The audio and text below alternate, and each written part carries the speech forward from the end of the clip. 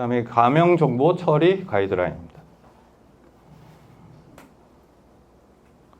그러니까 이 가명 정보 처리 가이드라인의 목적을 보면 뭐 이렇게 개정이 됐는데 가명 정보 처리 특례가 있는데, 그러니까 가명 정보 처리를 할 때 어떤 특례가 있냐?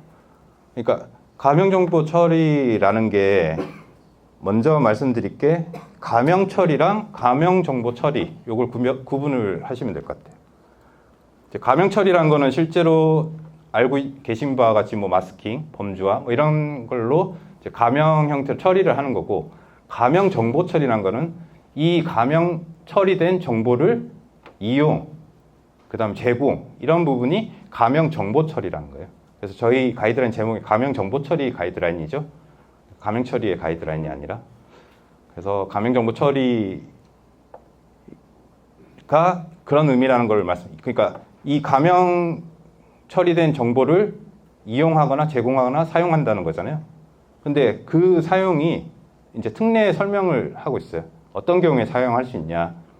뭐 통계, 과학, 공익 이 세 가지 목적을 할 때 이 가명 정보를 사용할 수 있다. 이렇게 알고 계시면 될 것 같고, 이때는 그 해당되는 개인정보 주체자의 동의가 없이 사용할 수 있다라는 겁니다. 그래서 말씀드린 것처럼 가명 정보 처리란 거는 가명 처리된 정보를 이용하거나 제공하거나 결합하거나 뭐 이런 내용들을 할 수 있다는 거죠.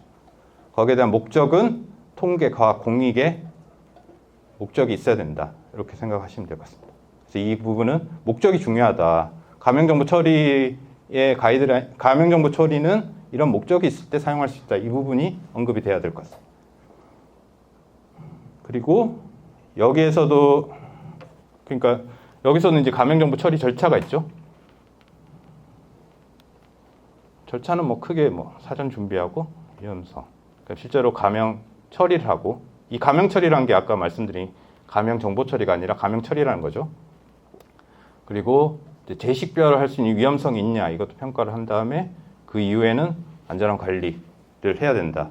이게 이제 절차인데, 여기서 바뀐 내용은 24년이죠. 바뀐 내용이 비정형 데이터 처리가 추가됐다.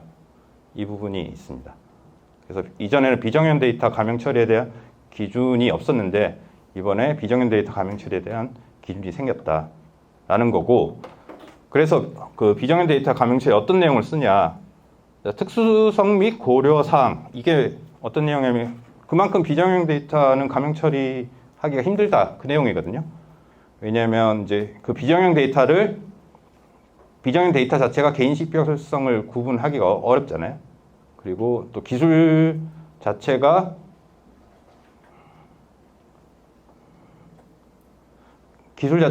이제 아직도 좀 불안정하고 여러 가지 위험성도 있고, 그래서 이 특수성 및 고려사항이 그런 비정형 데이터의 가명 처리가 힘들다, 이 부분을 언급하시면 될 것 같고, 그래서 기본 원칙을 정해놨어요. 그래서 이 기본 원칙이 어렵죠. 이게 뭐 원칙이니까 원칙이 어려울 것 같습니다. 그래서 원칙을 잘 정의해 주시면 될 것 같습니다.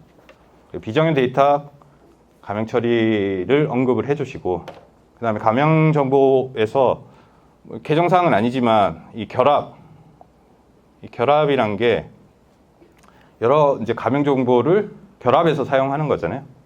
결합해서 사용하는 거에 대해서 실제 결합할 때 이거는 결합 신청자가 있을 거고, 그 다음에 결합 전문기관이 있고 결합 키 관리기관이 있습니다. 그래서 이 절차를 보시면 결합할 때 절차를 보면 결합 신청자가 결합 신청하면 결합 키 관리기관, 결합 키 관리기관이 결합 키를 생성을 하게 되어 있습니다. 그래서 결합 키가 생성이 되면 결합 전문기관이 해당되는 결합 내용을 반출한다. 그래서 그 이후에 결합 신청자가 활용한다. 이렇게 절차를 보시면 될 것 같고, 또한 결합의 유형에서는 이제 공통결합이랑 확대결합, 잔여결합 이 부분이 있다. 그래서 공통결합은 실제 공통결합 키를 사용한 거고, 그 다음에 확대결합이랑 잔여결합은 공통결합 이후에 추가 정보를 가지고 다시 결합을 하는 그런 내용이 있습니다. 그다음에 안전성 확보 조치는 이 해당되는 이제 그 감염 정보 데이터들을 어떻게 잘 안전하게 유지하냐, 이 부분에 대한 안전성 확보 조치, 뭐 관물기 이 내용들로 정의를 해봤습니다. 그래서 해당되는 문제에 따라서 어떤 내용들을 넣어야 될지 생각하시면 될 것 같습니다. 가이드라인 따분하죠. 아, 이거 힘드실 것 같습니다. 그래도 이 가이드라인의 핵심적인 내용을 잘 알고 계시는 게 이게 좀 힘들지만 어떤 핵심을 짚어줄 수 있기 때문에 핵심적인 내용들만 좀 더 알고 가시면 좋을 것 같습니다.